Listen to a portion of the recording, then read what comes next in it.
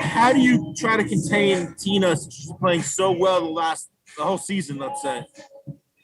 Yeah, you got to try to force her to the shots that she's a little less efficient at. She's pretty good across the board, but not letting her get her fire started early and not letting her get really good open looks and rhythm is going to be huge. And hopefully, if we can force the lower efficiency shots, then we can limit her. I don't think there's really stopping her at the way she's playing, but hopefully we can limit her impact.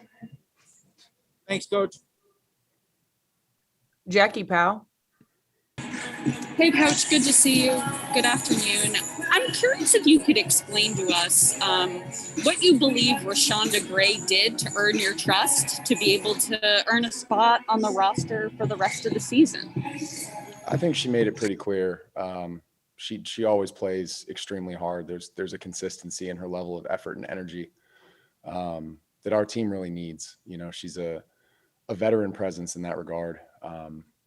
Her rebounding, her ability to catch and finish on rolls, it's all stuff that's really valuable to our team. So I think she really made an impact at a difficult time as a hardship player, and knowing that you have a pretty short leash and that your time is limited. For her to come in and be impactful and positive and energetic in the way that she was, made it a no-brainer to bring her back.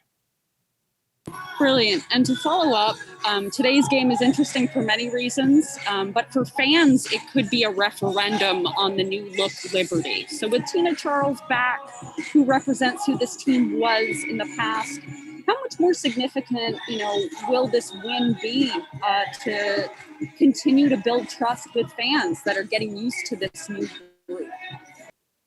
I can't control what people trust and what they don't. There's a lot of questions with our players and everybody about building trust with people. And I think we're focused on winning the day and executing what we're trying to execute. At the end of the day, it's about controllables, and what other people think and feel is not a controllable. So we're focused on executing our game plan on a day-to-day basis and getting better. I appreciate that, and good luck this afternoon, Coach. Sarah Valenzuela. Hey, Coach. Wondering if there's any kind of minute restriction left on Sabrina or any of the players that have been kind of teetering on and off the injured list. Yeah, Sabrina's going to stay around that 25-minute restriction, from what I understand, until the Olympic break. She can go slightly over, but not to the extent that she's getting into the 30s. Jeff Magliochetti. Coach, thank you for joining us. Good to see you. How do you think your team looked over this 4-day break, and where did you guys improve the most in your preparation for Washington? We got a day of rest. We had a travel day, and we had 1 day of practice, and we didn't get to have a shoot around today. So there wasn't an extreme amount of preparation or changes made. We watched a lot of film, looked at some of the slippage that happened in the Atlanta game. There was quite a bit.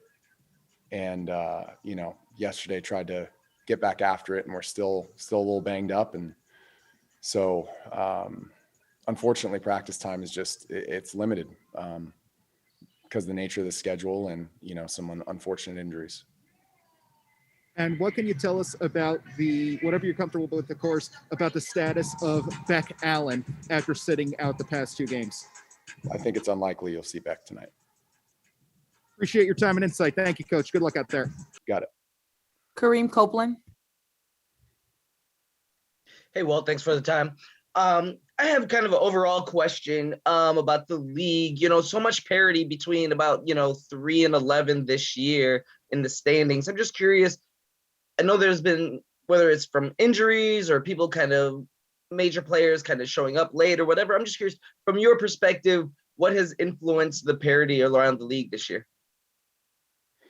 It's like most things, Kareem. I think it's a lot of factors. I think that the schedule varies as to, which teams it's benefiting, which teams it's hurting. And, I don't know how different that is from other years, but I know that there's certainly stretches that a lot of teams have had to go through that have been tougher than, what other teams have had to go through. And then I think additionally, the injuries. You know, when a schedule is compressed in this way, I think that there's a higher likelihood for injuries, and I think we're seeing that kind of play itself out. I think additionally, you know, that teams have done a good job of constructing the type of team that they want to play in their style. But I think that what's happening is with a lot of movement around the league, there's only a couple of teams that really have a, you know, consistent roster, consistent staff, consistent system. And I think those teams have really risen to the top. I think that the teams that have had a little bit more tumultuous roster system staff, you know, you're seeing kind of a lot of ups and downs. So it's not to say any one of those characteristics that I just described is the result or is the reason for why there's so much parity. But I think that they're all contributing factors in addition to the fact that, you know, there are more and more and more great players coming out of college each year. And I think that this league is just getting really good kind of across the board.